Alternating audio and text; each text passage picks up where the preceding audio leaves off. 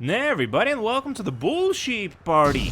And in this one, we're gonna be taking a close look at the new Podium vehicle, the Pfister Neon. And as always, so we're gonna be doing a 360 around the vehicle. I'm gonna be giving you some facts about it. We're gonna be going to Los Santos Customs, and by the end of the video, I'm gonna be telling you if the Pfister Neon is worth getting or not. And with that, we already kind of did our 360 tour on the vehicle. Now let's see what type of interactivity the vehicle has. And considering this is an electric car, well, probably the frunk or the front trunk or the hood or whatever Rockstar decided to call it, yeah, it doesn't open. And yeah, on the outside, looks very good. I wonder if the spoiler is gonna be hydraulic, and well, doubtful, but somebody can dream. And yeah, this is the exterior of the vehicle. The interior is, well, it's very basic, so not really blowing my socks off, but in terms of the way the vehicle sounds, as you can see, it's very, well, silent. And yeah, very torquey. Let's see what type of drivetrain we are dealing with here. And it should come to no surprise that this, in fact, is an all-wheel drive vehicle. Now with that, off to Los Santos Customs we go, and of course on our way there I will be sharing with you my thoughts and impressions of the stock version of the vehicle. And first and foremost, the looks of it. Striking, and it's based on, in my belief, the second generation Porsche Panamera and the Porsche 911. Just gorgeous vehicle throughout. Which apparently does not have a hydraulic spoiler, which is a big disappointment. In GTO line, this is a sports car, so it's in the sports category. And it was released in the beginning of 2018, so quite a while back. As for how the vehicle drives and handles, as you can see, it has this very twitchy way of just steering. I don't know, maybe it's the heaviness of the batteries and because it's electric and very torquey, but it feels very unsettling to drive. Something about it just feels a little bit off. I do wonder what the customization is going to be like, and there's only one way to find that out. And as said before, this vehicle is part of the sports category in GTO line, and if you're wondering how much money you can sell it for a grand total of $0. So let's repair it and upgrade all the performance options up front so we don't forget anything by the end of the video. And are we done with the performance? So we don't have a turbo and transmission, and I do understand we also don't have a whatever, it's a lost cause explaining that this vehicle really does not have an engine, even though we have an engine option to upgrade. Let's see, the rear diffusers, really bothers me, by the way, to have the diffusers under the bumpers option, and also the splitters for that matter. So for the hood option, we can have a livery. Fantastic. Let's see, we're gonna be going with the none for this one. The mirrors, well, since it's electric, I just want to make the vehicle look futuristic, so let's put cameras on it, even though it's a horrible idea for vehicles. Let's see, license plate, yellow and black, you cannot really go wrong with that. The side skirts, probably the biggest customization so far for the vehicle, and hopefully not going to be the biggest in general, but well, kind of like this one. Carbon or secondary color. Go with the secondary color. Spoiler is, well, spoiler is something that I'm not going to be putting on the vehicle because I really love the back end of this car, and it's probably my favorite one. It's just this generation of 911s is just gorgeous in my opinion, and the side profile looks incredible. Let's see.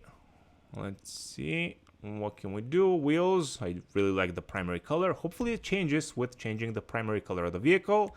The something that I don't usually do, I'm gonna go with the limo tint on that window tint, and it's that part of the video where we choose a color for this week's podium car. And this week's, well, gold won. So we're gonna be making this one gold. That's kind of goldy. Yeah, the chameleon colors, as always, just fantastic. Let's see what else can we choose from. I gotta say, this vehicle looks insane. In a lot of colors. Yeah, it's very Taycan-y from the front there, but the back end it's very 911. Does it resemble? What's your opinion? Does it resemble more the Taycan from the front, or does it resemble more the Panamera? I'm kind of torn. Anywho, let's see. Secondary color, something cool. It's probably not gonna be any of the chameleon colors, but let's go through all of them just in case. Yeah, I think I want something a little gray-ish, so probably gonna go with the.